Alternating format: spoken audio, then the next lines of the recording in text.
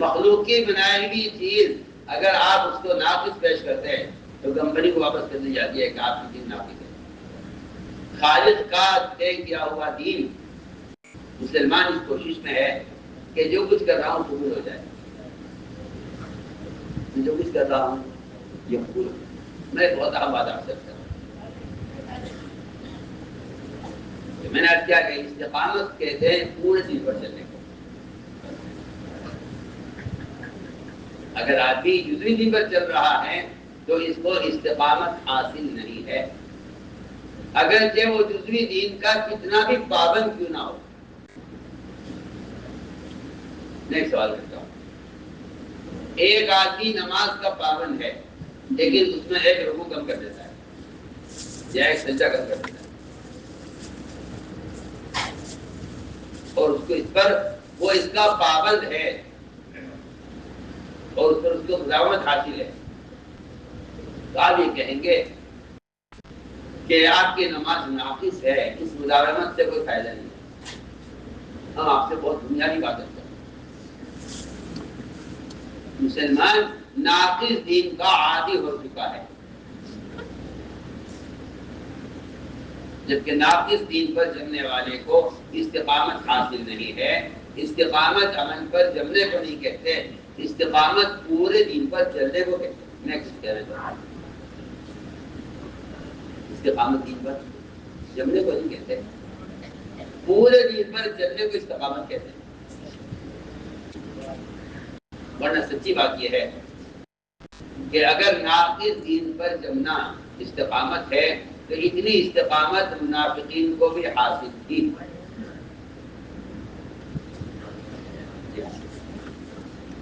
کیا استقامت؟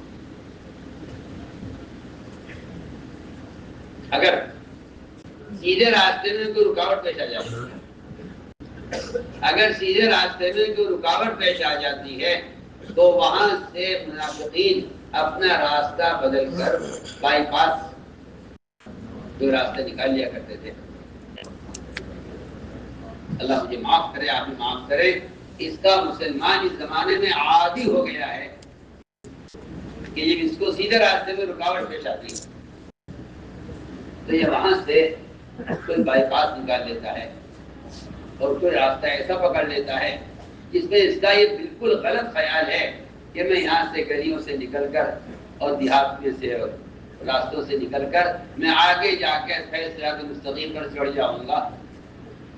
یہ خیال بالکل غلط ہے۔ میں آپ سے بہت ہی آسان اور بہت اہم بات کر رہا ہوں، سیدھے راستے پر سیدھے راستے کی رکاوٹ پیش آتی ہے تو وہاں سے اس راستے پر چلنے والا اپنا راستہ بدل لیتا ہے اور متفرق راستے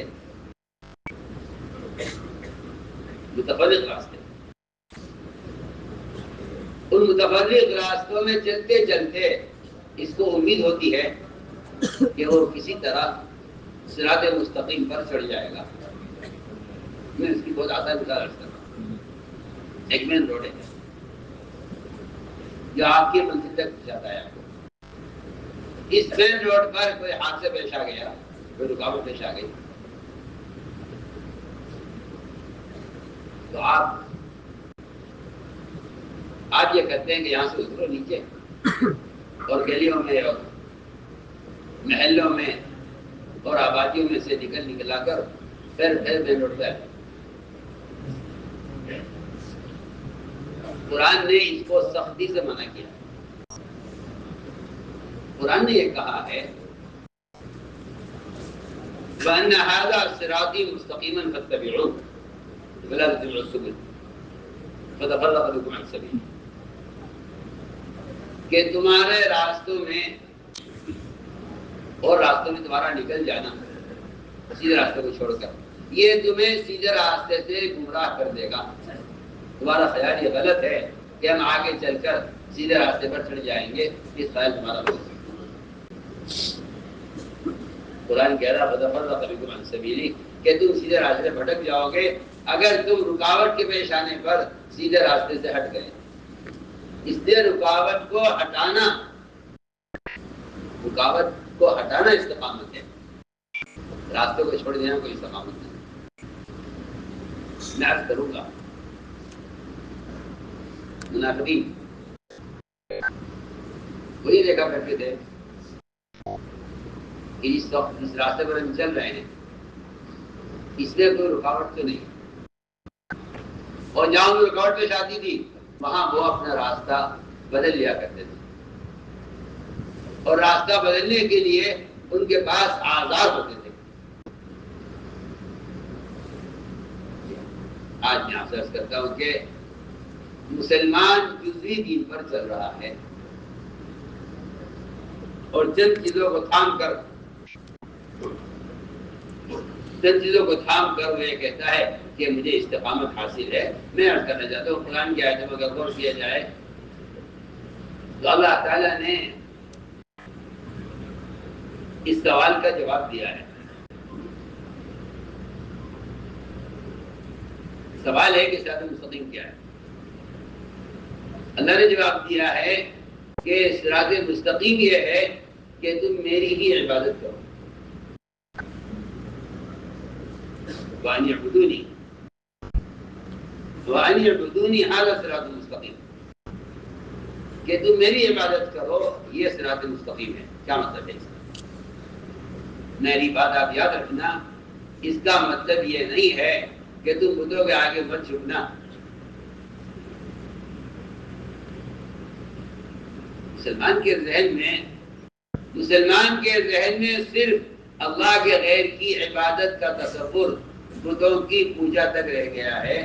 اس سے آگے مسلمان اللہ کے غیر کی عبادت کو جانتا بھی نہیں ہے کہ وہ اللہ کے غیر کی کتنی عبادت کر رہا ہے. میں بہت بنیادی بات, میں اہم بات عرض کر رہا ہوں.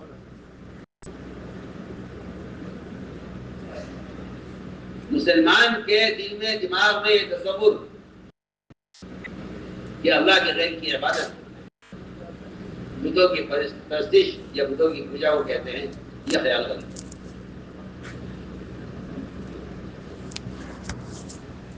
اللہ اکبر. اس خیال نے مسلمان کو اپنے دین میں آزاد کر دیا ہے, کیونکہ اس نے اللہ کی غیر کی عبادت کو, بتوں کے آگے جھکنا, اس نے اللہ کے غیر کی عبادت تصور کیا.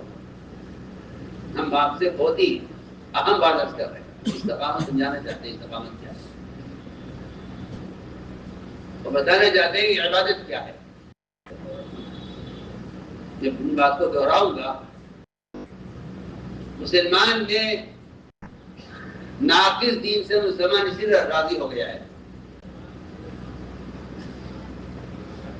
کہ مسلمان کا خیال یہ ہے کہ اللہ کے غیر کی عبادت اللہ کے غیر کو سجدہ کرنے کو کہتے ہیں. اس خیال نے مسلمان کو دین کے بارے میں بالکل آزاد اور بے فکر کر دیا ہے. جبکہ میں کہنا چاہتا ہوں کہ عبادت, اللہ کے غیر کی عبادت اللہ کے غیر کے سامنے جھکنے کو نہیں کہتے. اللہ کے غیر کی عبادت اللہ تعالیٰ کے سارے احکام, محمد صلی اللہ علیہ وسلم کی ساری سنتیں, ان تمام پورے دین میں عقیدے سے لے کر فرائض سے لے کر انسانی اپنی ضروریات سے متعلق سنتوں میں بھی اگر مسلمان غیر مسلم کے طریقے کی طرف مائل ہے,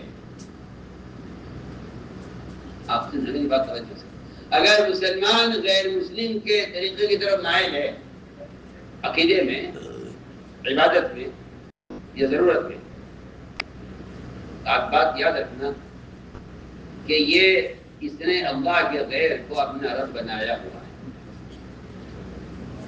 اور یہ بات یاد رکھنا کہ یہ اللہ تعالیٰ کے غیر کو اپنا رب بنایا ہوا ہے, اس لیے کہ عبادت کا تصور صرف نماز تک نہیں ہے.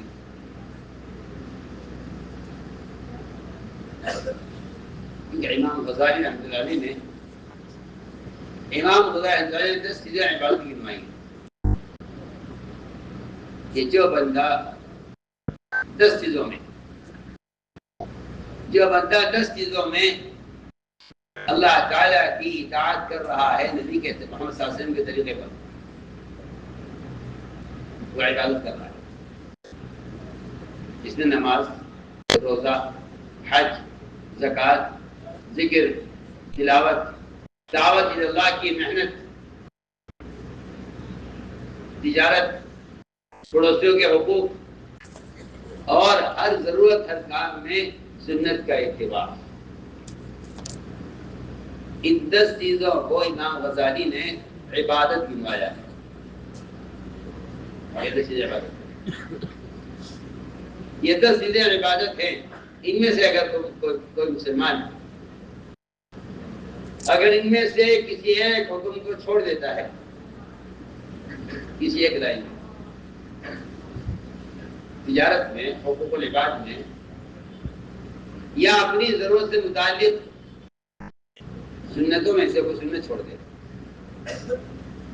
تو اس کی عبادت ناقص ہو جائے گی، جس طرح نماز میں ایک سجدہ رکوع چھوڑنے والے کی نماز ناقص ہو جائے گی. پکی بات.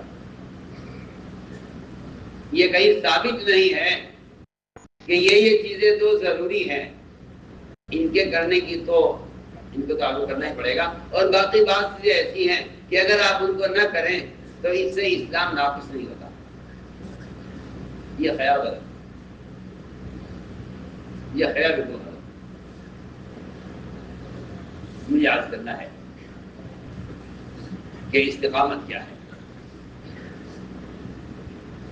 استقامت کہتے ہیں پورے دین پر چلنے کو. اس لیے قرآن نے کہا ہے وَأَنِ اعْبُدُونِي هَذَا صِرَاطٌ مُسْتَقِيمٌ، کہ زیادہ مستقیم یہ ہے کہ تم میری، اللہ فرمائے کہ تم میری کامل اطاعت کرو، تم میری کامل اطاعت کرو. تو میں نے عرض کی ہے پہلی بات کہ ایمان کے بغیر استقامت نہیں ہے. ایمان کے بغیر استقامت نہیں ہے. ایمان کے بغیر استقامت نہیں. اس لیے کہ جنہیں استقامت ہوتی ہے وہ راستے کے درمیان میں چلتے ہیں، اور جنہیں استقامت ہوتی ہے وہ حدود سے دور رہتے ہیں. ورنہ منافقین کے بارے میں اللہ نے فرمایا ہے قرآن میں کہ منافقین وہ کفر و اسلام کے بارڈر پر چلتے تھے. کفر اسلام کے بارڈر پر چلتے تھے. وَمِنَ النَّاسِ مَن يَعْبُدُ اللَّهَ عَلَىٰ حَرْفٍ، ایسے بھی لوگ ہیں منافقین کے بارے میں آئے کہ وہ کفر اسلام کے بارڈر پر چلتے ہیں. اگر حالات ادھر کے خراب دیکھتے ہیں تو ادھر پلٹ جاتے ہیں، اور اگر حالات ادھر کے خراب دیکھتے ہیں تو ادھر پلٹ جاتے ہیں. انہیں اللہ تعالیٰ کے عوامل سے، اس کے احکام سے کوئی مطلب نہیں ہے. وہ تو دنیا کا رخ دیکھ کر چلتے ہیں کہ کدھر کے حالات کیسے ہیں. اللہ اکبر. یہاں تک آیا منافقین کے بارے میں کہ اگر کافروں کے ساتھ ہوتے ہوئے ان کے یہاں بیٹا پیدا ہو جائے تو وہ کہتے ہیں کفر اچھا مذہب ہے، اور اگر مسلمانوں کے ساتھ ہوتے ہوئے بیٹی پیدا ہو جائے تو وہ کہتے ہیں اسلام میں کوئی خیر نہیں. آپ لوگ سوچیے، آپ لڑکا کا پیدا ہونا جو انسان کے بس سے بالکل باہر کی چیز ہے، نبی ہو یا ولی ہو، بیٹا بیٹی کا پیدا کرنا انسان کے بس سے باہر کی چیز ہے. منافقین کا نزدیک اسلام کی خیر اور اسلام کا شر وہ اس پر تھا کہ دیکھتے ہیں مسلمانوں کے ساتھ لگا کر رہتے ہیں اور اسلام کا طریقہ اختیار کرتے ہیں تو بیٹی ہوتی ہے یا بیٹا ہوتا ہے. اگر بیٹی ہو تو اسلام میں کوئی خیر نہیں ہے، اگر بیٹا پیدا ہو جائے تو اسلام میں خیر ہے. بتائیے، یہ منافقین کے نزدیک اسلام کے دین حق ہونے کی بنیاد یہ تھی.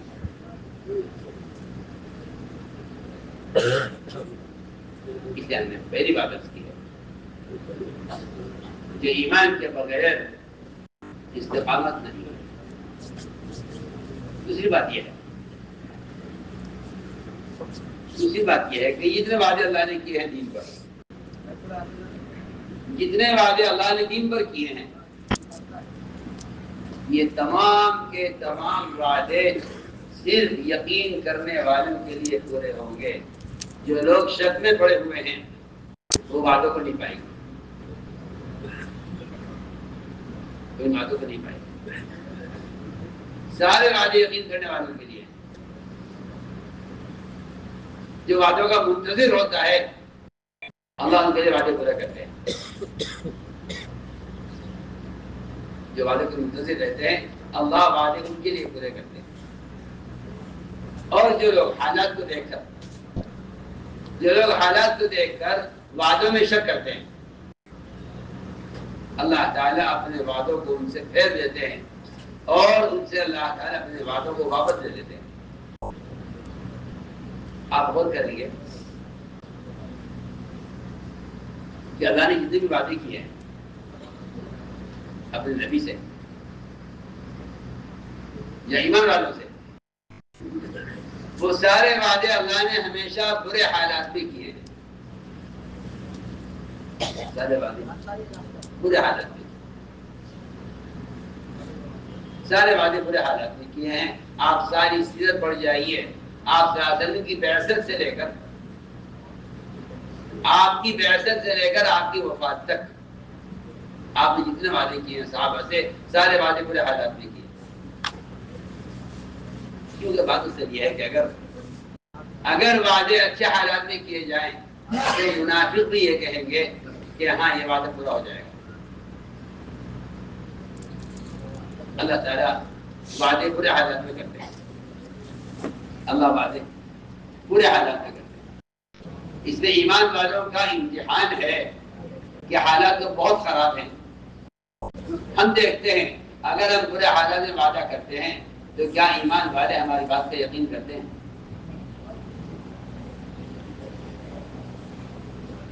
آپ غور کیجیے، آپ غور کیجیے. ابتدائی نبوت میں جب آپ کی بات کو کوئی سننے کو تیار نہیں ہے اور آپ باہر سے آنے والے قبیلوں پر اپنے آپ کو پیش کر رہے ہیں، کوئی مجھے ٹھکانہ دے دے، کوئی میری ذمہ داری لے لے، کوئی میری ضمانت لے لے، کوئی مجھے اپنے ساتھ میرے علاقے سے مجھے لے جائے. آپ مکہ مکرمہ جیسی جگہ چھوڑنے کو ابتدائی نبوت سے آپ تیار تھے. ابتدائی نبوت سے اگر یہ بات نہیں مانتے میری تو میں آنے والے قافلوں کے ساتھ ان کے ملکوں میں جا کر اپنی بات کو پہنچاؤں. آپ صلی اللہ علیہ وسلم نے حج میں آنے والے قبائل پر اپنے آپ کو پیش کیا. بہت مزے کی بات ہے. انہوں نے آپ کا انکار کیا. آپ ملاقاتیں کرتے ایک قبیلہ تھا بکر بن وائل جو فارس سے آیا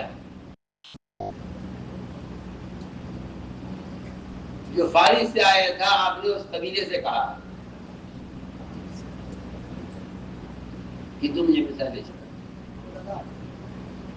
میں تمہارے ملک میں جا کر اپنی بات رکھوں گا. فارس کے لوگوں نے یہ کہا بکر بن وائل نے کہ اے محمد صلی اللہ علیہ وسلم، ہم آپ کو اپنے ساتھ نہیں لے جا سکتے. وجہ اس کی یہ ہے کہ فارس بڑا ظالم بادشاہ ہے. اگر آپ کو لے گئے تو وہ ہمارا یہ گناہ معاف نہیں کرے گا اور ہمارا عذر قبول نہیں کرے گا. وہ بڑا ظالم بادشاہ ہے، ہمیں اس بادشاہ کا خوف ہے، اس لیے ہم آپ کو لے جا نہیں سکتے. آپ غور کیجیے، آپ صلی اللہ علیہ وسلم کفار اور مشرکین سے فرما رہے ہیں. اس حالت میں جب آپ کے پیچھے ابو لہب آپ کو جھوٹا کہتا ہوا چل رہا ہے اور آپ آگے اپنی بات کی طرف لوگوں کو دعوت دیتے ہوئے جا رہے ہیں. آپ نے فرمایا کہ اے بکر بن وائل، اگر تم آج اس وقت 33 مرتبہ سبحان اللہ، 33 مرتبہ الحمدللہ، 34 مرتبہ اللہ اکبر کہہ دو تو میں تم سے وعدہ کر رہا ہوں اس وقت اللہ تعالی فارس کی بیویوں کو تمہاری باندیاں بنا کر تمہاری بیویاں بنا کر تمہارے بستر پر ڈال دیں گے لا کر، اور اگر تم میری بات اس وقت مان لو اور یہ تسبیحات تم کہہ لو تو میں تمہیں یقین دلاتا ہوں کہ فارس کے اولاد تمہاری غلام ہو جائے گی۔ آپ غور کریں، ایک مشرک سے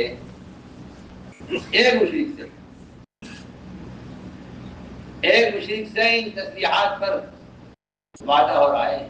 جن تسبیحات کو مسلمان نماز کے بعد چھوڑ کر بھاگ جاتا ہے یا نماز کے بعد چھوڑ کر کھڑا ہو جاتا ہے، ان تسبیحات کی زمانے کے مسلمانوں میں کوئی اہمیت نہیں ہے۔ ان تسبیحات کو پڑھنے پر آپ صلی اللہ علیہ وسلم فارس کے کافروں سے کہہ رہے ہیں، سوچیے عجیب بات، یہی تسبیحات جو ہے وہ یہی تسبیحات فارس کے کافروں کو بتلا کر آپ کہہ رہے ہیں کہ فارس کی دیت تمہارے بستر پر ہوں گی۔ یہی تسبیحات آپ فاطمہ کو بتلا رہے ہیں، تسبیحات فاطمہ بھی یہی ہیں، اور کافروں کے لیے جو آپ کو لے جانے سے ڈر رہے ہیں فارس، ان کے لیے بھی آپ وہی وعدہ کر رہے ہیں جو وعدہ اپنی بیٹی سے کر رہے ہیں۔ آپ تسبیحات فاطمہ سے یہ کلمات مشہور ہیں، تسبیحات فاطمہ سے یہ تسبیحات مشہور ہیں۔ یہ بات فاطمہ سے فرما رہے ہیں آپ، اور بالکل یہی بات، یہی تسبیحات، یہی تعداد، میں بہت اہم بات کر یہی تعداد، دیکھیے مرتبہ سبحان اللہ، دیکھیے مرتبہ الحمدللہ، 14 مرتبہ اللہ اکبر۔ ایک تسبیحات آپ فارس کے کفار سے کہہ رہے ہیں اگر تم انہیں پڑھ لو تو فارس کی بھی تمہارے بستر ہوگی اور اس کی اولاد تمہاری غلام ہو جائے گی، یہ میں دوسرا وعدہ کرتا ہوں۔ ابو لہب کہنے لگا دیکھو دیکھو دیکھو کیا کہہ رہے ہیں، دیکھو یہ کیا کہہ رہے ہیں۔ اسے اتنا انکار اور حیرت تھی اس بات پر کہ یہ محمد صلی اللہ علیہ وسلم ان کی بات جہاں کوئی ماننے کو تیار نہیں ہے، اور یہ فارس کے کافروں سے، فارس کی اولاد اور فارس کی بیویوں کے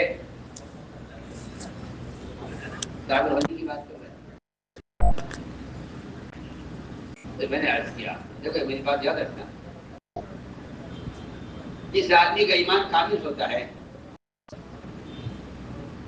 اس کی نظر نتیجے پر ہوتی ہے، اور جس کی نظر نتیجے پر ہوتی ہے وہ درمیان میں پیش آنے والے رکاوٹوں کو اور حالات کو کی طرف کوئی توجہ نہیں کرتا، وہ سمجھتا ہے کوئی، وہ اس کے نزدیک یہ سارا ایک خواب ہوتا ہے۔ یہ کہتا ہوں یہ راستے کی مشکلات، وہ قانونی رکاوٹیں ان کے نزدیک ایک خواب ہوتا ہے، جس کو جانتے ہیں وہ کہ یہ کوئی چیز نہیں ہے، ان کی نظر نتیجے پر ہوتی ہے۔ آپ صلی اللہ علیہ وسلم پر کفار نے معاملہ اتنا کل کر دیا، آپ نے ایک مرتبہ کعبے میں نماز پڑھنے کا رکھ دیا۔ ہم آپ سے کہنا چاہتے ہیں وعدوں کا یقین، وعدوں کا یقین، وعدوں کا یقین بڑی بڑی مشکلات سے نکال دیتا ہے مومن کو۔ جو وعدوں کا یقین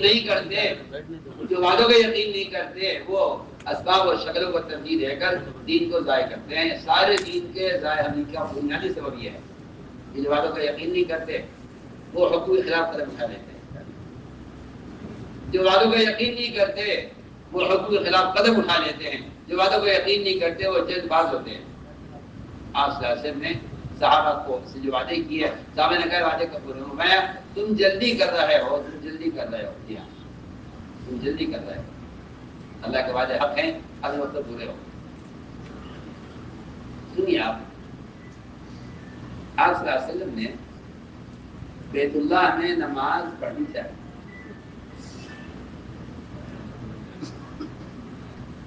آپ نے فرمایا کفار سے کہا کہ ذرا بیت اللہ کھول دو، میری چابی دے دو، میں کہا کہ چابی نہیں ملے گی، اب ایسے تم کھول دو، بیت اللہ تو سب کے لیے ہے، عبادت کی جگہ ہے، تم کھول دو، میں 2 رکعت نماز بیت اللہ میں پڑھ لوں۔ کافر نے کہا چابی آپ کو نہیں ملے گی اور آپ کو اندر نماز پڑھنے کی اجازت نہیں ملے گی، بات پڑھیے۔ تو کیا آپ سے کہوں دل کی بات؟ آج اگر کوئی قانون مسلمان کو کسی فریضے کے یا کسی سنت کے ادا کرنے سے روکتا ہے تو مسلمان یہ کہتا ہے کہ ہم کیا کر سکتے ہیں، خدا رکھتا ہے، ہم کیا کر سکتے ہیں، ویسے بھی چھوڑے ہیں۔ حالانکہ میں کہتا ہوں آپ سے، جن کے یقین بگڑے ہوئے ہوتے ہیں وہ اکثریت ہوتے ہو کر بھی اقلیت میں ہیں، جن کے یقین بنے ہوئے ہوتے ہیں وہ اقلیت میں ہوتے ہوئے بھی اکثریت میں ہوتے ہیں۔ اللہ فارس کے بادشاہ کے دل میں، فارس کے بادشاہ کے دل میں حضرت عمر کا اتنا رعب تھا تو یہ کہا کرتا تھا کہ اگر زمین پر عمر ہے تو میری حکومت کو دن رات خطرہ ہے۔ اللہ اکبر، آپ غور کیجیے، فارس کا بادشاہ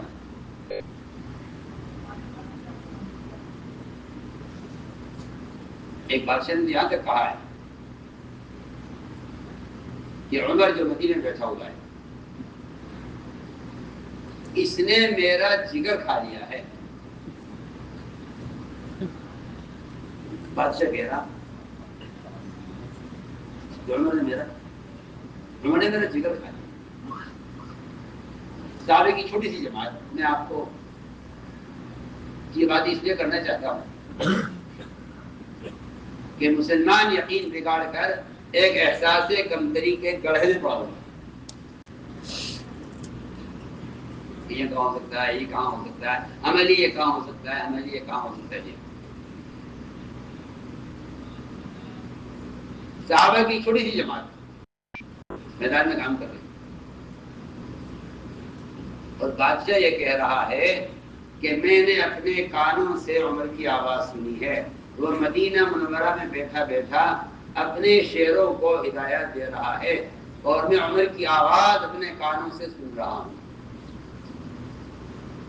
سوچیے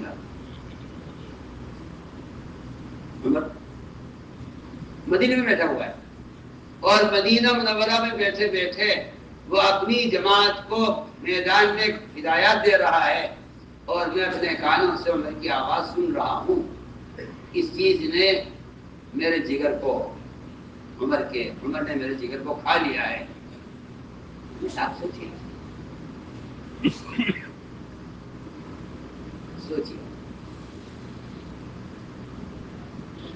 آج کے مسلمان کا حال یہ ہے کہ فرائض سے لے کر سنتوں تک اور یہ اپنے عقیدے سے لے کر اپنی ضروریات تک بھی سنتوں کے بارے میں کہتا ہے کہ یہ حالات ماحول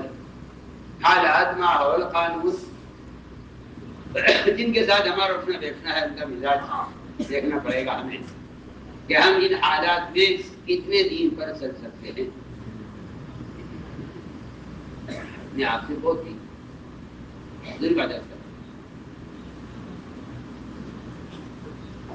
چنانچہ میں مثال آپ کو دے رہا تھا اور بڑی عجیب و غریب مثال ہے۔ اس پر کافر نے یہ کہا کہ نہیں، آپ کو بیت اللہ کی چابی نہیں ملے گی۔ بات پڑھیے نا، آپ نے فرمایا اسی وقت فرمایا اس کافر سے جس کے ہاتھ میں چابی تھی، فرمایا کہ اس دن کیا ہوگا جب چابی ہمارے ہاتھ میں ہوگی۔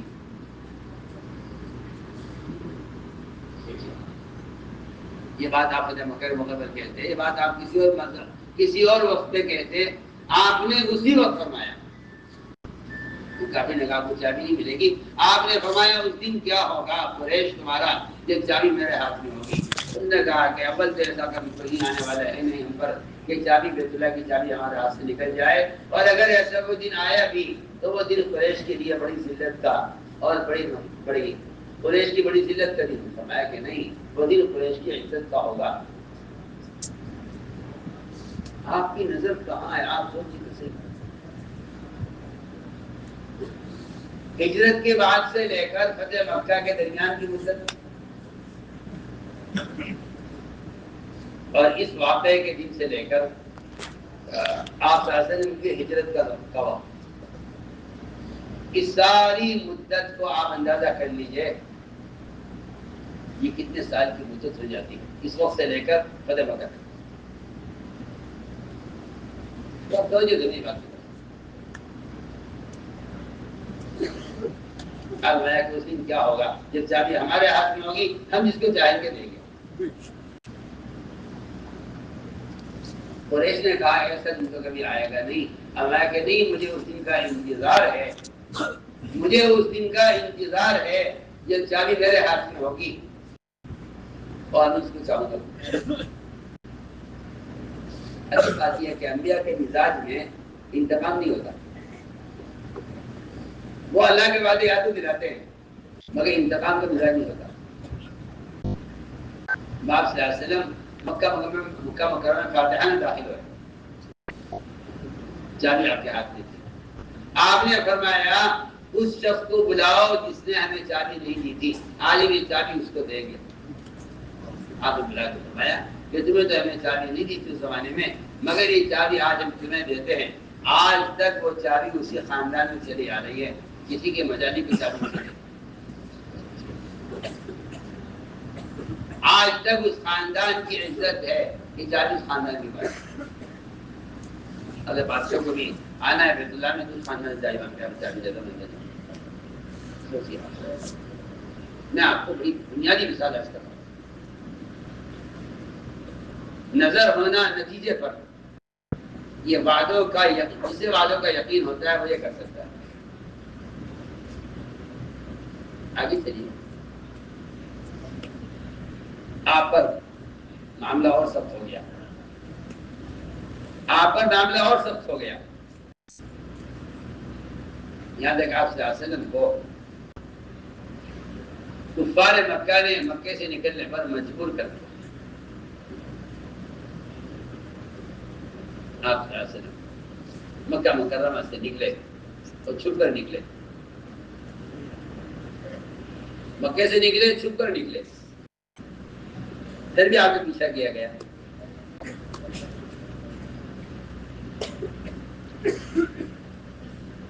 آپ کا پیچھا کیا گیا اور یہ اعلان ہوا مکہ مکرمہ میں کہ جو محمد صلی اللہ علیہ وسلم کو زندہ یا مردہ کسی بھی طرح پکڑ لائے اس کے لیے 100 اونٹ کا انعام ہے. لوگ عداوت میں بھی اور اس انعام کی اور اتنی بڑی مالیت کی محبت میں بھی آپ کی تلاش میں نکلے. ایسا اللہ تعالیٰ نے نہیں کیا کہ آپ صلی اللہ علیہ وسلم کو اللہ تعالیٰ چھپا کے نکال دیتے اور کفار آپ کو دیکھنے سے اندھے ہو جاتے. ایسا نہیں، اس لیے کہ غیبی مددوں کا مزہ بشریت کے ساتھ ہے، ملکیت کے ساتھ نہیں. سمجھے کیا کہہ رہا ہے؟ غیبی مددوں کا مزہ، غیبی مددوں کا مزہ بشریت کے ساتھ ہے، ملکیت کے ساتھ نہیں. سنیے آپ، غیبی مددوں کا مزہ بشریت کے ساتھ ہے اور غیبی مددوں کا مزہ خوف کے ساتھ ہے. اس لیے کہ اللہ کی طرف سے جو ابتلا ہوتی ہے مومن کی، وہ ابتلا خوف میں ہوگی، بھوک میں ہوگی، نقصان میں ہوگی. ایسا تھوڑا ہی ہے کہ آپ ہر طرف سے بے خوف رہیے اور آپ ہر طرف سے اسباب کی طرف سے آپ مطمئن رہیے. کہ نہیں، ہم تو آپ کو بھوک میں آزمائیں گے، خوف میں آزمائیں گے، نقصان میں آزمائیں گے، اموات میں آزمائیں گے. آپ نکلے مکہ مکرمہ سے، چھپ کر نکلے. آپ کا پیچھا کیا کفار نے. سراقہ ابن مالک آپ کی تلاش میں آپ تک پہنچ گیا اور آپ کے سراقہ کے درمیان چند ہاتھ کا فاصلہ تھا. وہ سیدھے رونے لگے کہ اب تو آپ پر یہ حملہ کر دے گا اور ہمارے پاس کوئی بچاؤ کا راستہ نہیں ہے. عجیب بات ہے اور غور کرنے کی ہے۔ اللہ اکبر۔ سارے انبیاء علیہ السلام اپنی قوموں سے کہتے ہیں کہ تم گھبراؤ مت، اللہ میرے ساتھ ہے۔ سارے انبیاء علیہ السلام اپنی قوموں سے کہتے ہیں گھبراؤ مت، اللہ میرے ساتھ ہے۔ صرف محمد صلی اللہ علیہ وسلم سے بات ملتی ہے قرآن میں کہ ابو بکر گھبراؤ مت، اللہ کی جتنی معیت میرے ساتھ ہے اتنی تمہارے ساتھ ہے۔ یعنی نبی اور امتی کے ساتھ اللہ کی معیت برابر ہے۔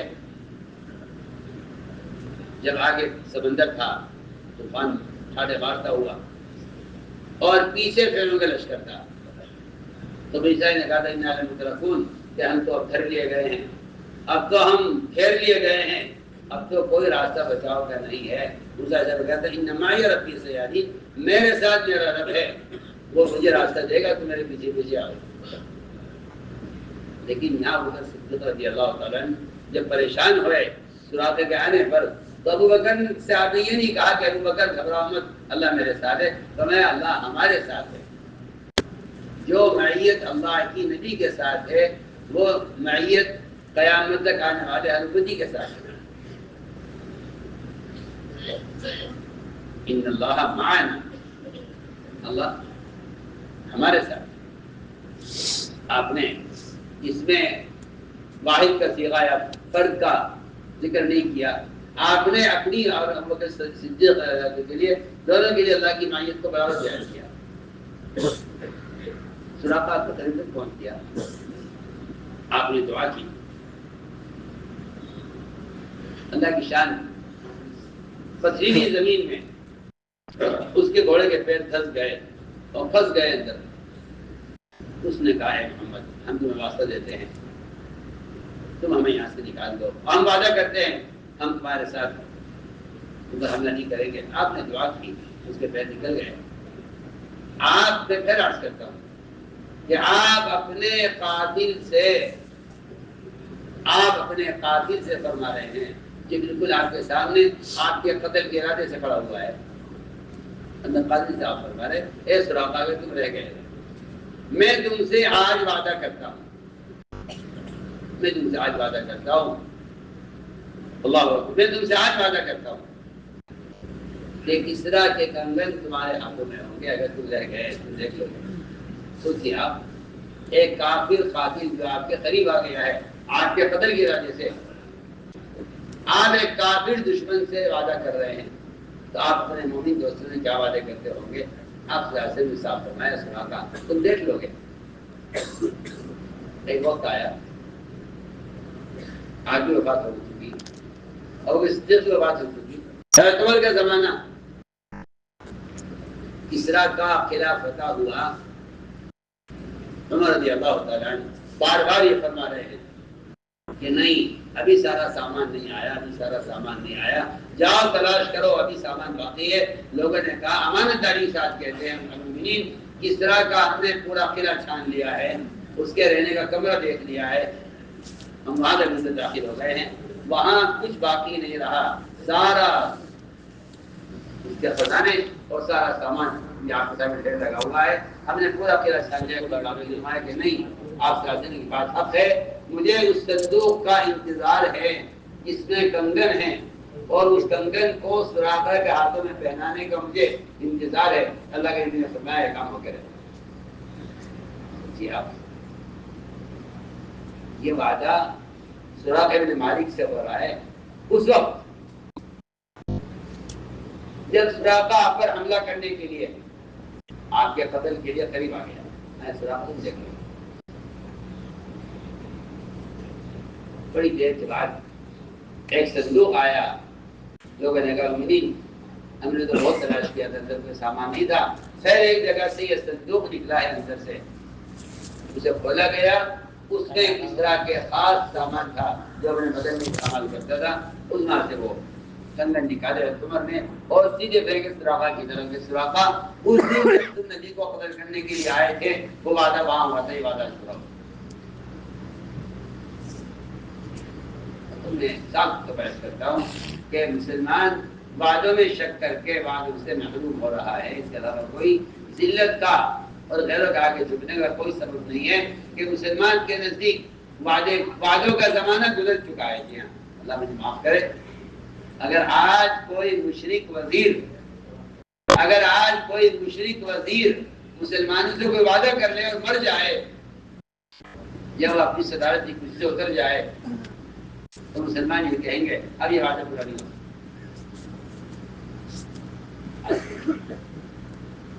اب یہ وعدہ پورا نہیں ہو سکتا، یعنی مایوس ہو جائے گا۔ وہاں محمد صلی اللہ علیہ وسلم کافر سے وعدہ کر رہے ہیں۔ ایسے یہودیوں کے واقعات موجود ہیں احادیث میں جس میں یہودی کا کہنا یہ ہے کہ محمد نے جو بات کہی ہے وہ ہو کے رہے گی، میں بے شک ان کی ایمانی لاتا ہوں لیکن مجھے ان کی بات کا یہ ہونے کا انتظار ہے۔ میں نے عرض کیا کہ حالات کتنے بھی خراب ہوں لیکن آپ صلی اللہ علیہ وسلم چنانچہ سراقہ صاحب نے وعدہ کیا اور یہ وعدہ کب جا کر پورا ہوا؟ آگے چلیے۔ سارے وعدے میں کہتا ہوں برے حالات میں ہوئے، سارے وعدے برے حالات میں ہوئے۔ یہ بہت ہی یعنی عجیب و غریب واقعات ہیں۔ اس میں آپ دیکھیں گے سیرت میں کہ جتنا بڑا وعدہ اللہ نے کیا ہے وہ اتنے برے حالات میں کیا، جتنا بڑا وعدہ اتنے برے حالات۔ اب بولتے جتنے برے حالات اتنا بڑا وعدہ۔ آگے چلیے۔ حضور اکرم صلی اللہ علیہ وسلم صحابہ کو ساتھ لے کر بیت اللہ کی زیارت عمرے کی راہ سے تشریف لے گئے۔ کفار نے آپ کو عمرے سے روک دیا، کفار نے کفار نے عمرے سے روک دیا۔ آپ واپس جائیے اور شرطیں لگائیں ہمارا آدمی آئے گا آپ کو واپس کرنا پڑے گا، اگرچہ وہ آپ کے پاس مسلمان ہو کر آئے۔ آپ کا آدمی ہمارے پاس اگر آ گیا ہم واپس نہیں کریں گے اگرچہ وہ مسلمان کیوں نہ ہو۔ یہ لکھیے، یعنی ساری دفعات اور سارے مطالبات سب ظالمانہ تھے۔ اب میں ٹھیک ہے، جو تم چاہو گے میں آدمی لکھ کے دوں گا، جو تم چاہو گے لکھ کے دوں گا، جو تم چاہو گے لکھ کے دوں گا۔ آپ باطل کو پورا موقع دے رہے تھے۔ کیا ہماری بات یاد رکھنا، باطل کو مظالم کی چھوٹ، ہماری بات میں انتہا بنی جاتی ہے۔ باطل کو مظالم کی چھوٹ وہ دے سکتا ہے جو اپنے دین پر قائم ہے۔ جو مسلمان دین پر قائم نہیں ہے وہ باطل کو مظالم کی چھوٹ نہیں دے گا بلکہ اپنے آپ کو باطل کے حوالے کر دے گا۔ کیا ہم آپ کے حوالے باطل کو مظالم کی چھوٹ دی جائے، باطل کو مظالم کی چھوٹ دی جائے اور میں جو تم چاہو گے میں کروں گا۔ آج بتاؤ کیا چاہتے ہو؟ پھر آپ واپس جائیں گے، اگلے سال آئیے، اگلے سال کی شرط کے ساتھ کہ آپ ہتھیار نہیں رکھیں گے اور 3 دن سے زیادہ آپ کو اجازت نہیں ہوگی مکہ مکرمہ میں ٹھہرنے کی۔ آخری بس وقت ہے کہ آپ 3 دن کے اندر بیت اللہ کی زیارت کر کے واپس جائیں گے۔ یہ بھی اگلے سال ہوگا، اس سال نہیں۔ میں ٹھیک ہے، دیکھو عہد نامہ لکھا گیا، آپ سے نہیں آ عہد نامہ لکھا گیا۔ تھوڑی دیر کے بعد سامنے سے آپ کوشش میں رہے، صحابہ آپ اور آپ کے صحابہ کوشش میں رہے کہ عمرے کی اجازت مل جائے، لیکن کفار اڑے ہوئے تھے کہ آپ کو عمرہ نہیں کرنے دیں۔ اتنی دیر میں سامنے سہیل ابن عمرو آئے۔ اب میں کہ دیکھو اب سہیل آ رہے ہیں، معاملہ اور آسان ہو جائے گا۔ ایسا معلوم ہوتا ہے کہ آپ صلی اللہ علیہ وسلم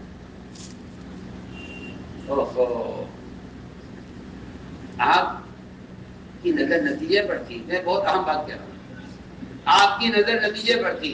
وہ جتنی سختی کرتے جاتے تھے آپ کو اتنی سہولت نظر آتی؟ جب سہیل آئے اب آئے گا، دیکھو معاملہ اب آسان ہو جائے گا. صحابہ یہ سمجھے ہوں گے آپ کی اس بات سے کہ اب سہیل آ رہے ہیں. سہیل کا مطلب ہے آسانی، سہل. اور سہیل کے آنے سے آپ نے فال نکالی کہ معاملہ آسان ہو جائے گا، کہ شاید سہیل آ رہے ہیں تو ہمیں عمری یاد مل جائے گی. لیکن آپ کا مقصد یہ نہیں تھا. آپ کا مقصد یہ تھا کہ سہیل جو مطالبہ لے کر آ رہے ہیں، بہت مزے کی بات میں آپ سے کر رہا ہوں، سہیل جو مطالبہ لے کر آ رہے ہیں، مطالبہ لے کر آ رہے ہیں کہ آپ رسول کا لفظ کاٹ دیا، ہم آپ کو رسول نہیں مانتے. باقی کفار نے تو دوسری شرطیں لگائی.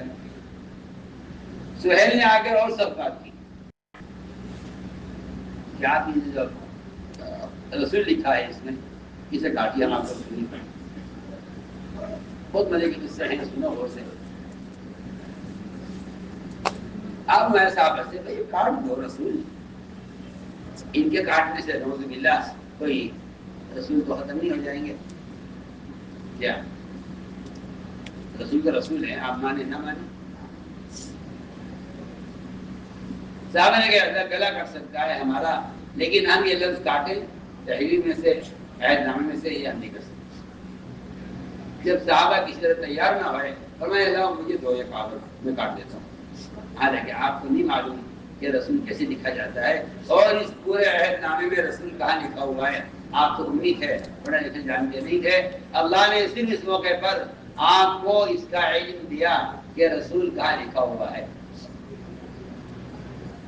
ان کا علماء نے کہ آپ کو پڑھنے لکھنے نہیں آتا تھا، آپ کی اس تحریر میں سے کچھ نہیں پڑھا، صرف اللہ نے آپ کو دکھلایا کہ رسول یہ جگہ لکھا ہوا ہے، اسے آپ کاٹ دیا. آپ نے ہاتھ سے اس کو مٹا دیا تو میں انکار دیتے ہیں رسول تمہارا یہ مطالبہ ہم پورا کر دیتے. میں کہنا چاہتا ہوں نظر آپ کی نتیجے پر ہے،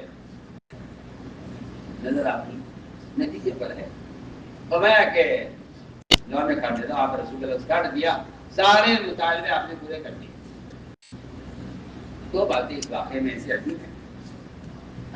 ایک تو یہ کہ آپ صلی اللہ علیہ وسلم یہاں سے ہٹے نہیں تھے. ابھی آپ عمرہ چھوڑ کر مدینہ واپس نہیں ہوئے تھے، کیونکہ اللہ تعالیٰ ایسے موقعوں پر ایمان والوں کی اطاعت کا امتحان بھی لیتے ہیں، اور اللہ تعالیٰ ایسے موقع پر ایمان والوں کے ایمان کو وعدوں کے یقین کے اعتبار سے بھی جانچتے ہیں. جواب میں بہت اہم بات کہہ رہا ہوں. جب آپ نے فرمایا کہ صحابہ سے کہ سر اٹھا دو اور واپس چلو، صحابہ کو بہت بھاری تھا کہ ہم کفار کے روکنے پر بیت اللہ کی زیارت کے بغیر واپس جا رہے ہیں.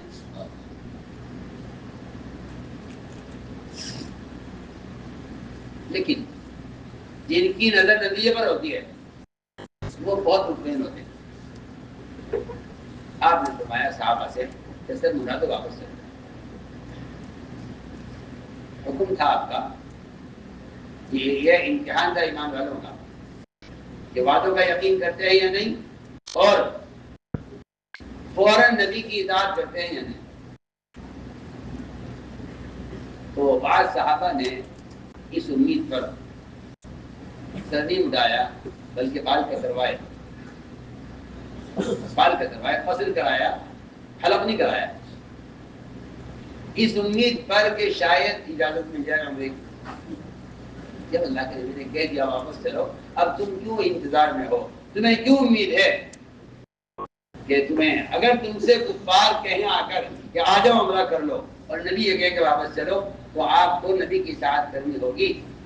آپ کا عمرہ کرنا نافرمانی بنے گا، اور آپ نے اگر عمرے کی چاہت دل میں رکھی تو آپ ایمان والے نہیں ہو سکتے. سنیے تو صحیح آپ میں کیا بول رہا ہوں.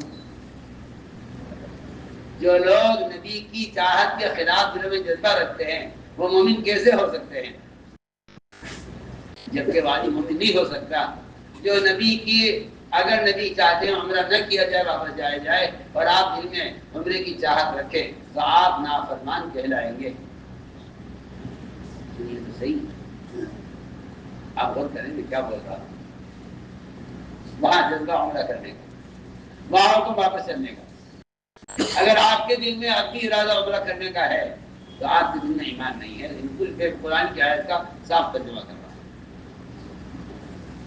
تیرے رب کی قسم، وہ لوگ ایمان والے بھی ہو سکتے کہ تیرے فیصلے کے بعد ان کے دل میں اپنی رائے باقی رہ جائے، یہ ایمان والے نہیں ہو سکتے۔ یہ قرآن کی آیت کا ترجمہ ہے۔ نبی کا فیصلہ ہو گیا واپس جانے کا، اب واپس جانا ہی عبادت ہے، اب عمرے کا ارادہ کرنا معصیت ہے۔ چنانچہ بعض لوگوں نے بال کتروائے، حلق نہیں کرایا، اس امید پر کہ شاید اجازت مل جائے۔ آپ صلی اللہ علیہ وسلم نے 3 مرتبہ دعا دی آپ نے حلق کرانے والوں کو، اللہم اغفر للمحلقین، اللہم اغفر للمحلقین، اللہم اغفر للمحلقین۔ اے اللہ حلق کرانے والوں کی مغفرت فرما، حلق کرانے والوں کی مغفرت فرما، حلق کرانے والوں کی مغفرت فرما، سر منڈوانے والوں کی مغفرت فرما۔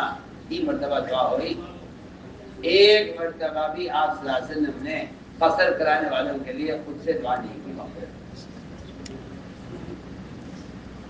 ان لوگوں نے دیکھا کہ ان کے لیے دعا ہو رہی ہے، ہمارے لیے نہیں ہو رہی ہے، ہم آپ کی دعائیں مغفرت سے محروم ہو رہے ہیں، تو انہوں نے کہا یا رسول اللہ محروم نہیں کیجیے، آپ ہمارے لیے بھی دعا کر دی۔ آپ نے صرف 1 مرتبہ کہا والمقصرین کہ اللہ قصر کرنے والوں کا کون سا ہمارے علماء نے لکھا ہے جنہوں نے پورا امتثال کیا ہے آپ کے امر کا، ان کے لیے بغیر طلب کے دعا ہوئی ہے، اور جنہوں نے آپ صلی اللہ علیہ وسلم کی پوری اطاعت نہیں کی، ان کے دل میں عمرہ کرنے کا جذبہ ارادہ باقی تھا، ان کے لیے آپ نے دعا نہیں کی، ان کے کہنے پر 1 مرتبہ دعا مغفرت کی۔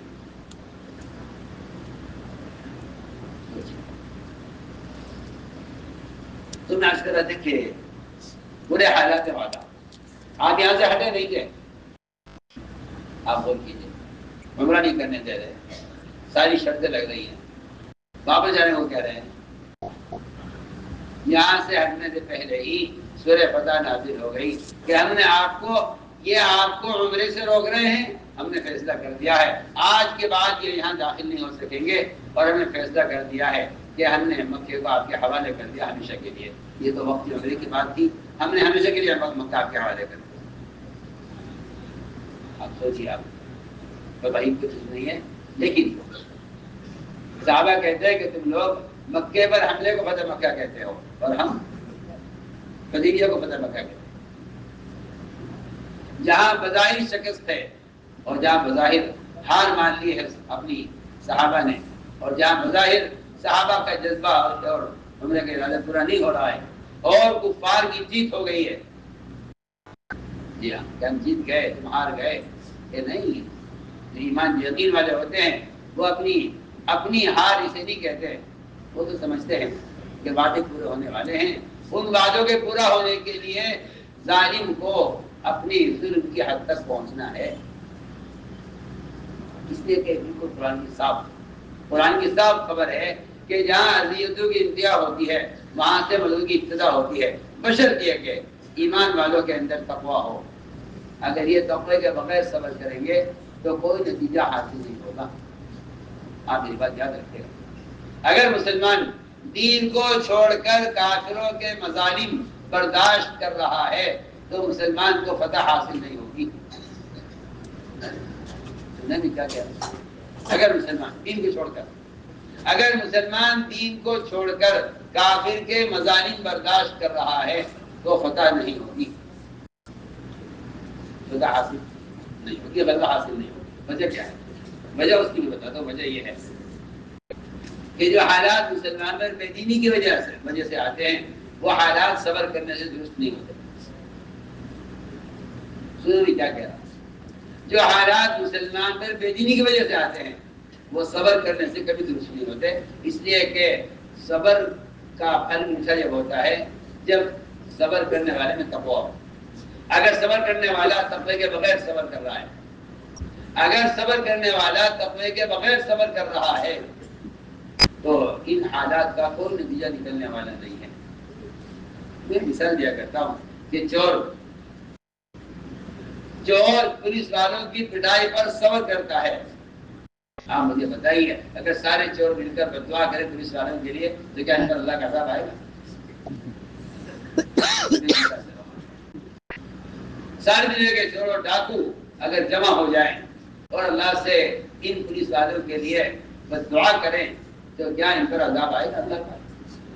نہیں آئے گا. کیوں؟ وجہ کیا ہے؟ وجہ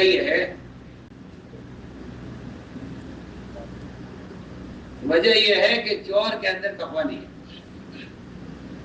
آپ قرآن پڑھ لیجیے، آپ کو کہیں قرآن میں تقویٰ صبر کے بغیر اور صبر تقویٰ کے بغیر نہیں ملے گا. آپ پڑھتے جائیے قرآن، آپ کو صبر و تقویٰ ساتھ ملیں گے. ساتھ ملیں گے. مسلمان جن حالات سے گزر رہا ہے یہ بیچارہ صبر تو کر رہا ہے، تقوی کے بغیر صبر کر رہا ہے.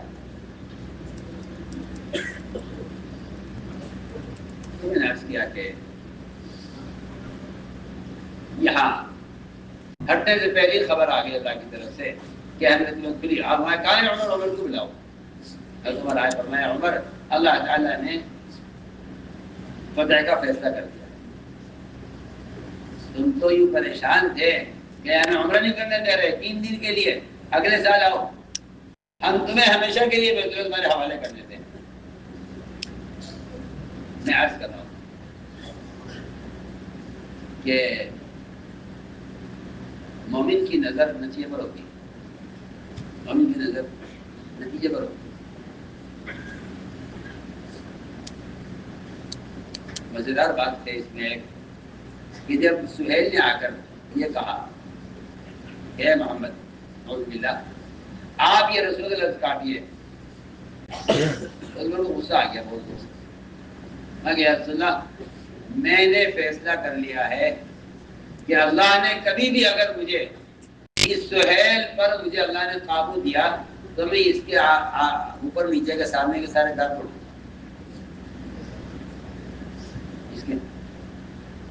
اس کے دانت مجھے توڑنے ہیں. جب بھی اللہ نے مجھے موقع دے دیا میں اس کے دانت توڑوں. میں کیوں؟ میں اس لیے کہ اس نے آپ کا لفظ رسول کٹوایا ہے، آپ کی جو ہے اس تحریر میں سے رسول کا لفظ کٹوایا ہے. میں نے فیصلہ کر لیا ہے جب بھی مجھے اس پر قابو مل گیا میں اس کے سامنے کے دانت.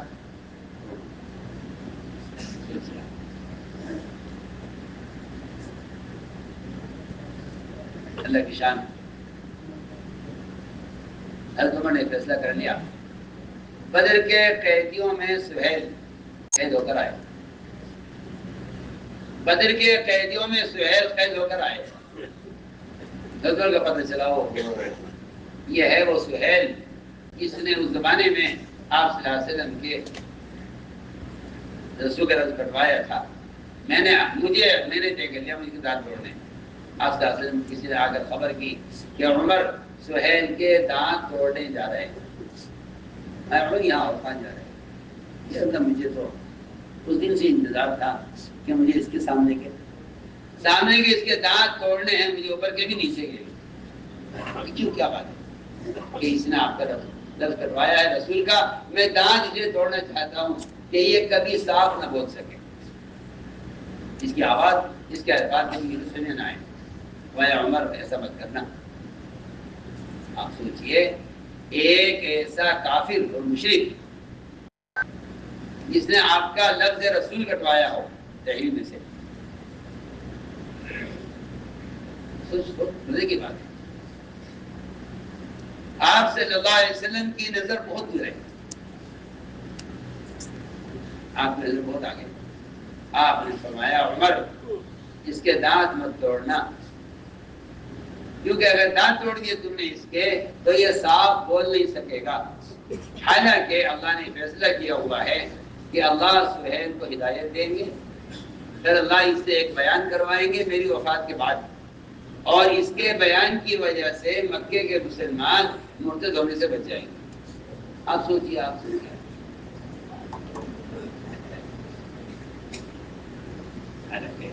انتقام کا جذبہ میں کہ نہیں اس کے ساتھ اللہ تعالی سے کوئی کام لیں گے، اس کے دانتوں سے اللہ کوئی کام لیں گے۔ روایت میں ہے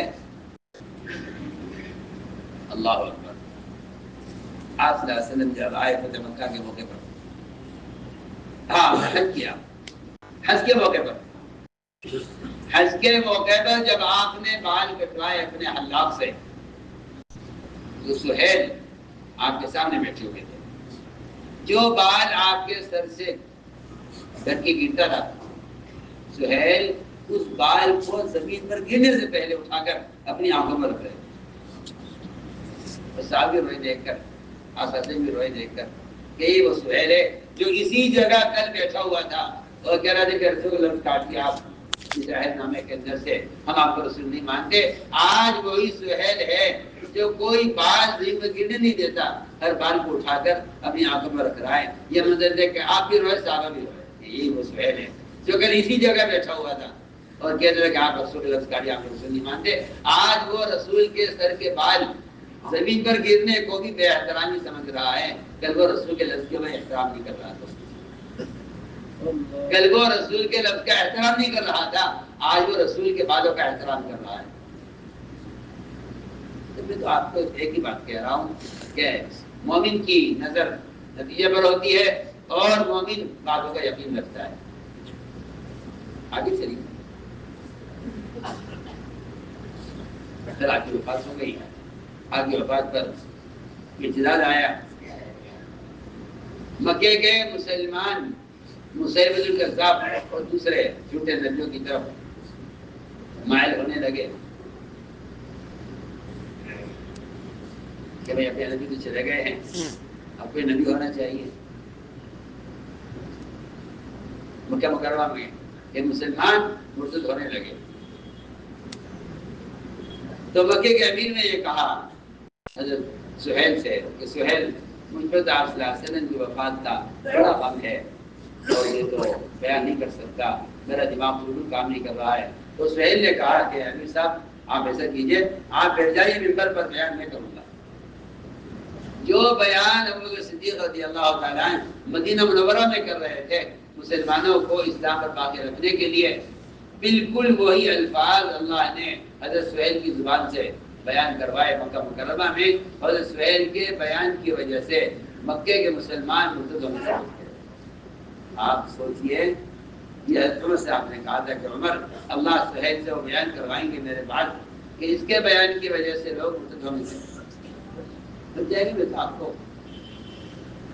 سیرت سے وہ واقعات عرض کر رہا ہوں جن واقعات کو غور کرنے سے معلوم ہوتا ہے کہ جن کی نظر نتیجے پر ہوتی ہے وہ واقعی کی بات ہے، جن کی نظر نتیجے پر نہیں ہوتی ہے ان کو انتقام کی جلدی ہوتی ہے۔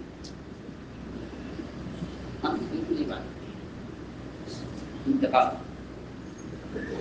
انتقام وہ چاہتے ہیں جن کی نظر نتیجے پر نہیں ہوتی، وہ انتقام چاہتے ہیں۔ تو میں نے عرض کیا کہ حالات کتنے کی خراب ہو، نظر آگے پہ نہیں چلتی۔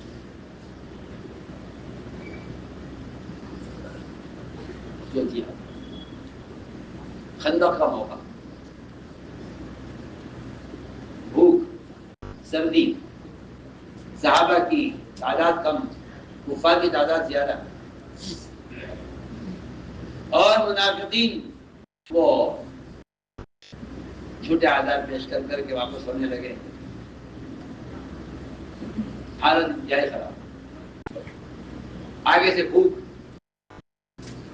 سخت بھوک، پیڑ اور پتھر بندے ہوئے، اسی میں خندق کی کھدائی ہو رہی۔ اتنے برے حالات میں مزید یہ ہوا کہ ایک چٹان اڑ گئی جس نے خندق کا کام روک دیا۔ آپ نے فرمایا ان سارے حالات میں آپ میں کہ میں اترتا ہوں خندق میں، آپ آئے، آپ نے ایک چوٹ ماری چٹان پر جو ریزہ ریزہ ہو گئی اور اس کا چٹان ریزہ ریزہ ہو کر ریتے کی طرح بہہ گئی۔ آپ نے فرمایا کہ مجھے اس چوٹ میں جو روشنی ہوئی ہے اس نے مجھے قیصر کسریٰ کے محلات کا فتح ہونے دکھا دیا گیا۔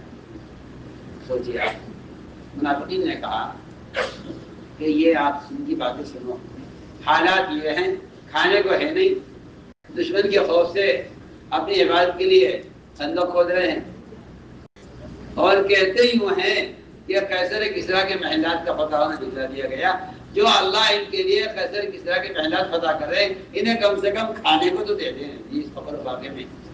یہ آپ سچی ہے، یہی بات ہے نا کہ اللہ تعالیٰ مسلمانوں کے حالات کو اس لیے بگاڑ کر رکھتے ہیں کہ اس سے کافی یہ سمجھتا ہے کہ ان کے پاس کچھ نہیں ہے، ان کے پاس کچھ نہیں ہے، نہ ان کے پاس کوئی طاقت ہے نہ کوئی قوت ہے۔ حالانکہ تمہیں نے عرض کیا کہ سارے وعدے برے حالات، سارے وعدے برے حالات، سارے وعدے برے حالات۔ چنانچہ آپ دیکھ لیں گے کہ خندق کے موقع پر آپ نے آگے کی فتوحات، آگے کی ساری فتوحات کی خبر جو آپ نے دی ہے وہ خندق کے موقع پر دی، بڑی بڑی فتوحات خندق کے موقع پر آپ نے خبر دی ہے۔ حدیبیہ میں فتح مکہ کی خوشخبری اور خندق میں قیصر کسریٰ کے پہلات کے فتح ہونے کی خبر۔ تو فرق یہ بیٹھا کہ صحابہ کہتے تھے ھذا ما وعد اللہ ورسولہ، اور منافقین کہتے تھے ما وعد اللہ ورسولہ الا غرورا، کہ سارے وعدے دھوکہ ہیں، کچھ نہیں ہو سکتا، حالات تو بتا رہے ہیں، وعدے پورے نہیں ہوں گے، یہ منافقین کہتے تھے۔ میں نے عرض کیا کہ یہ ہے کہ وعدے پورے ہوتے ہیں یقین کرنے والے۔ آپ صلی اللہ علیہ وسلم کی مسجد میں تعلیم ہو رہی، آپ کی مسجد میں تعلیم، جو فضائل کی تعلیم ہوتی ہے ہمارے یہاں، وہ صرف آپ صلی اللہ علیہ وسلم کے اللہ کے وعدوں کے یقین، اللہ کے وعدوں کا یقین دلانے کی مجلس ہے جس کی ہم نقل کرتے ہیں۔ فرق صرف اتنا ہے کہ آپ صلی اللہ علیہ وسلم خود بیان کرتے تھے یا آپ کے اقوال بیان کیے جاتے ہیں، فرق اتنا ہے، فرق اتنا ہے۔ آپ نے صحابہ سے بیان کیا اور یہ فرمایا آپ نے بیان کے دوران کہ ذوالحلیہ کا علاقہ فتح کرو گے۔ یہ بات چل رہی تھی، اسی درمیان میں ایک صاحب اسی وقت نئے مسلمان ہوئے اور آ کر بیٹھے حلقے میں، آخری میں بیٹھے ہوئے تھے۔ آپ میں کہ تم ایک زمانہ آئے گا کہ تم ہیرا کا علاقہ فتح کرو گے، اور جب تم وہاں فاتحہ میں داخل ہوگے تو وہاں تمہیں ایک لڑکی ملے گی، شیما بنت بقیلہ، سفید خچر پر سوار، کالی اوڑھی اوڑھے ہوئے، زیورات سے لدی ہوئی، بڑی مالدار، وہ ایک لڑکی تمہیں ملے گی۔ پرانے صحابہ آگے بیٹھے ہوئے سن رہے، یہ نئے صحابہ خریم بن اوس یہ پیچھے سے کھڑے ہوئے، کہا یا رسول اللہ یہ لڑکی آپ مجھے دے دی، تو میں ہی علاقہ یہ تمہاری ہو گئی، تم لے لو، یہ لڑکی تمہاری ہو گئی، تم لے لو۔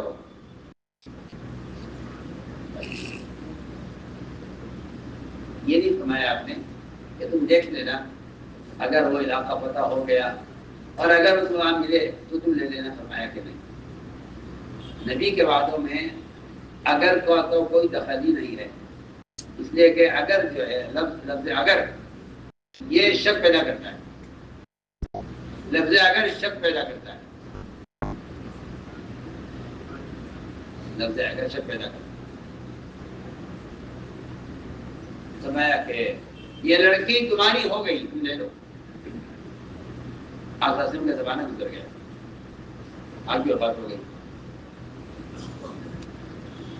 اور اس دن کا زمانہ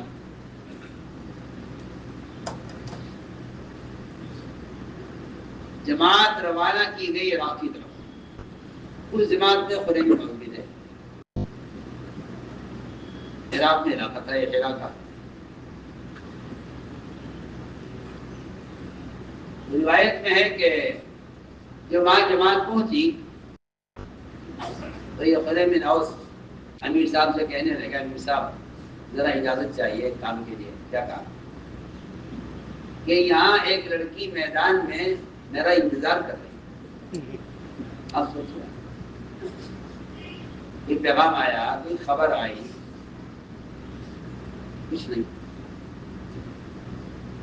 وہاں پہنچتے ہی انہوں نے کہا امیر صاحب سے, امیر صاحب ایک لڑکی میرا انتظار کر رہی ہے. کر رہی ہوگی نہیں؟ کر رہی ہے. وعدوں کا یقین وعدوں کو قریب کر دیتا ہے. وعدوں کا یقین وعدوں کو قریب کر دیتا ہے, بلکہ وعدوں کا یقین وعدوں کو آنکھوں سے دکھا دیتا ہے. جو شک کرتے ہیں ان سے وعدے دور ہو جاتے ہیں. اسی لیے شک کرنے والوں سے آخرت بہت دور ہے, جنت بہت دور ہے. ورنہ صحابہ کے یقین نے جنت کو احد پہاڑ تک پہنچا دیا تھا. صحابہ کے یقین نے جنت کو وہ تو ثابت ہی کیا نہیں ہے. میں تو خوش بسود رہا ہوں جنت کی. میں نے عرض کیا کہ یہ خدای بن اوس یہ کہہ رہے ہیں امیر صاحب یہاں لڑکی میرا انتظار کر رہی ہے. حالانکہ ابھی نہ لڑکی کو دیکھا ہے, نہ کوئی پیغام اس کی طرف سے آیا ہے, کچھ نہیں. لڑکی میں انتظار جاؤ, چلے جاؤ. گئے, سیدھے میدان میں پہنچ گئے. حرا کا علاقہ تھا. وہاں سامنے ایک لڑکی کھڑی ہوئی تھی. کیا شیما؟ کیا شیما ہوں میں, آئی. آپ دیکھیں نا, اللہ نے اس لڑکی کو اس یقین اور وعدے کے انتظار کی وجہ سے یہاں اس لڑکی کو اللہ نے مقید کیا ہوا ہے, یہاں کھڑا کیا ہوا ہے انتظار میں. یہ گئے, جا کر کے قبضہ کیا, اسے لے کر آ گئے. اس کا جسم, اس کے جسم میں زیورات اتنے تھے. شہزادی تھی, مالدار, زیورات سے لدی ہوئی. اس پر قبضہ کر لیا, لے کر آئے. ساتھیوں نے کہا امیر صاحب اس پر تو بہت سونا ہے اور یہ تو مال غنیمت ہے اور اس میں تو سب کا حصہ ہوگا. انہوں نے کہا کہ نہیں دیا, یہ تو مجھے اللہ کے نبی نے اس زمانے میں دے دی تھی, یہ تو میں آپ سے لے چکا تھا, آپ نے میرا نام کر دی تھی, اس میں کسی کا کوئی دخل نہیں ہے. امیر صاحب نے کہا نہیں ایسے نہیں ہوگا, گواہ لاؤ. اب مدینہ منورہ میں وعدہ کیا تھا, یہاں جماعت آئی ہوئی ہے, اس زمانے کی بات ہے, کون گواہ ملے گا یہاں؟ یہ بھی نہیں کہا چلو مدینے چلیں گے, وہاں جا کے گواہ تلاش کریں گے. نہیں, میں گواہ لے کر جماعت کے ساتھی جو گئے ہوں گے حرا کے علاقے میں, وہ بیٹھے ہوئے تھے. جا کے ان سے کہا کہ بھائی ایک مسئلہ پیش آ گیا ہے, یہ بتاؤ اس زمانے میں اللہ کے رسول کے یہاں ایک دن تعلیم کا حلقہ ہو رہا تھا, آپ میں سے کوئی ہے اس جماعت میں جو اس دن وہاں تعلیم کے حلقے میں شریک ہوا ہو؟ آپ سوچیے, آپ یہاں صبح کی تعلیم کو شام کو خبر نہیں کیا سنا تھا, شام کی تعلیم کی صبح کو خبر نہیں کیا سنا تھا. وہاں ایک زمانے کے بعد اس جماعت کے 2 انصاری صحابی کھڑے ہوئے کہ ہاں ابھی کی تو بات ہے, اس دن ہم بھی تھے تعلیم گھر کرنے, جب آپ نے کہا تھا اللہ کے نبی سے کہ لڑکی مجھے دے دیجیے, ہم دوائی دیتے چلیے. 2 انصاری صحابی آئے, آ کر کہا امیر صاحب سچ کہہ رہے ہیں, ہم بھی گواہ ہیں, ہم وہاں موجود تھے, یہ انہوں نے سلطان کا آپ سے طلب کیا تھا.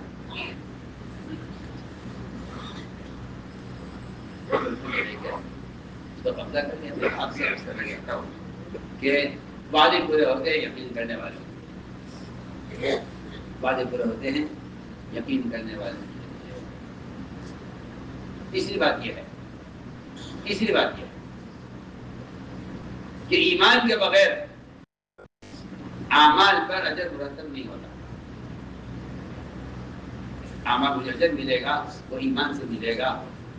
اگر دنیا میں کوئی کافر انسانوں کی نفع رسانی کے لیے کتنے بھی خیر کے کام کر لے, مسلمانوں کو راحت پہنچانے کے لیے کچھ بھی کر لے, اپنی ساری جان مال سب کچھ لگا دے مسلمانوں کے لیے, اللہ تعالیٰ کافر کو دنیا میں دے کر نپٹائیں گے, آخرت اس کا کوئی حصہ نہیں ہے جب تک ایمان نہ ہو.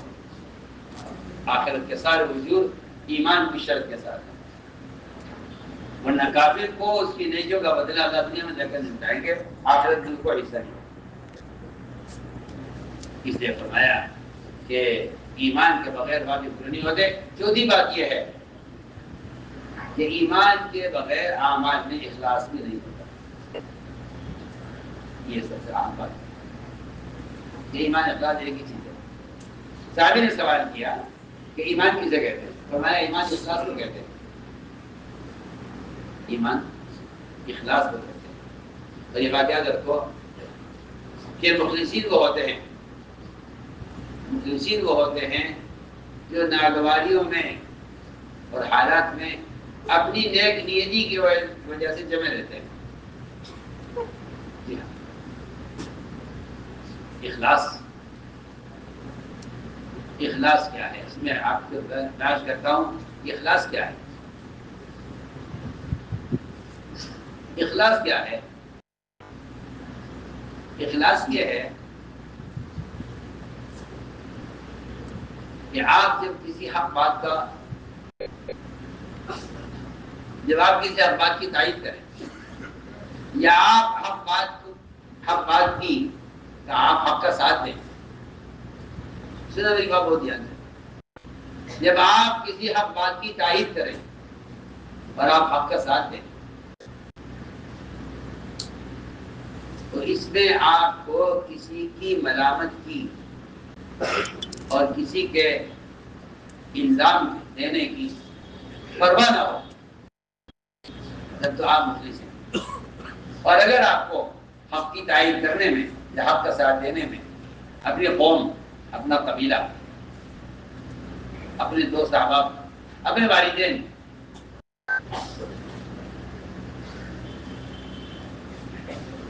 اگر ان میں سے کسی کی ملامت کا آپ کو خوف ہے تو اللہ کی قسم آپ مخلص نہیں.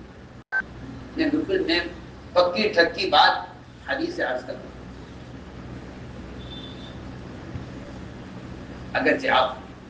اگر آپ کسی قوم کا ساتھ دیں، میں بہت اہم بات کرتا ہوں، اگر حق کا ساتھ دینے میں، اگر حق کی تائید کرنے میں آپ کو کسی کی ملامت کا خوف ہے تو پھر آپ یہ بات یاد رکھیے گا کہ حق کی تائید میں آپ مخلص نہیں. آپ حق کی تائید میں پکی بات آپ حق کی تائید میں مخلص نہیں. آپ حق کی تائید میں مخلص نہیں ہیں اگر آپ کو سچ بولنے میں اور حق بات کے کہنے میں کسی کی ملامت کا اندیشہ ہے. آپ سمجھتے ہیں کہ نیت ٹھیک ہونی چاہیے. بس میں آپ کو بتلاؤں کہ اللہ تعالیٰ نے صحابہ کی نیتوں کو کس طرح ٹٹولا ہے اللہ نے، اور کتنے سخت امتحان صحابہ جوائے نیت کے بارے میں. اب تو یہ کہ نیت مان لیتے ہیں نماز 4 رکعت اللہ کے لیے نیت ہو گئی. میں آپ کو بتانا چاہتا ہوں کہ اللہ تعالیٰ نیت کو پرکھنے کے لیے اور نیت میں ان کو سچا ماننے کے لیے، سچا جاننے کے لیے اللہ تعالیٰ کتنا رگڑتے ہیں. میں آپ کو اس کی مثال پیش کرتا ہوں، آپ دھیان سے سننا.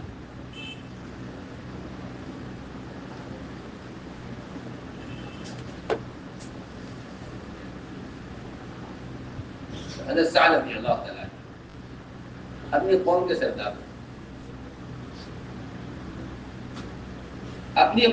سردار اور پوری قوم آپ سازن کے خلاف قوم کے سردار آپ صلی اللہ علیہ وسلم نے ان کی قوم کا محاصرہ کیا. انہوں نے اپنے سردار کے فیصلے پر اترنا طے کر لیا کہ ہمارے سردار جو فیصلہ کریں. سنیے اخلاص مجھے کہتے ہیں.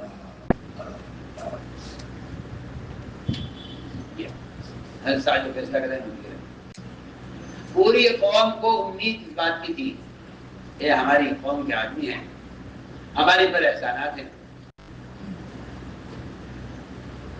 اور یہ جو فیصلہ کریں گے وہ فیصلہ ہماری قوم کا سردار ہونے کی وجہ سے ہمارے اعتبار سے کریں گے، ہماری ذات کا فیصلہ کریں گے۔ آپ صلی اللہ علیہ وسلم نے فرمایا ٹھیک ہے، سعد جو فیصلہ کرے ہمیں منظور ہے، میں کہ سعد جو فیصلہ کرے منظور ہے۔ ساری قوم خوش ہو گئی کہ آج تو معاملہ ہمارے ہاتھ میں آ گیا ہے اور ہمارے سردار ہیں، ہمارا خیال ہے کہ فیصلہ کریں گے۔ سعد رضی اللہ تعالیٰ عنہ کو سواری بٹھا کر لایا گیا، ایک طرف پوری قوم، ایک طرف آپ جاتے وہ صحابہ، تین سواری پر بیٹھے ہوئے۔ آپ نے فرمایا سعد جو فیصلہ تم کرو گے وہ اللہ کو منظور ہوگا، اللہ کے رسول کو منظور ہوگا۔ کیا فیصلہ کریں گے پتہ نہیں، لیکن عملہ اتنا معتمد ہوتا تھا، دنیا میں کیا کہہ رہا، عملہ اتنا معتمد ہوتا تھا کہ کوئی ذرہ برابر اس میں شک نہیں ہوتا تھا کہ یہ اپنا عملہ ہوتے ہوئے نبی کی ذات کے خلاف فیصلہ کرے گا۔ عملہ اتنا معتمد ہوتا تھا، میں ساتھ فیصلہ کروں، قوم خوش ہو گئی۔ احسان نے قوم سے پوچھا میرا فیصلہ مانو گے کہ آپ کیوں فیصلہ کریں؟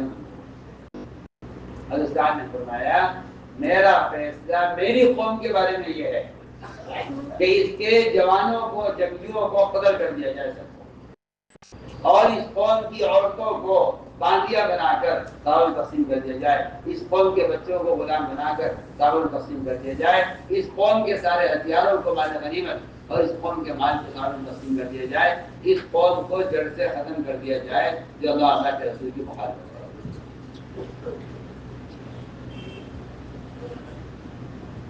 یہ ہوتے ہیں مخلصین۔ ساتھ میں کہتے ہوئے آئے تھے میدان میں، فیصلے کے میدان میں کہتے ہوئے آئے تھے کہ ساتھ آج قوم کا مسئلہ، قوم کا سوال نہیں ہے، آج تیرا فیصلہ ہوگا۔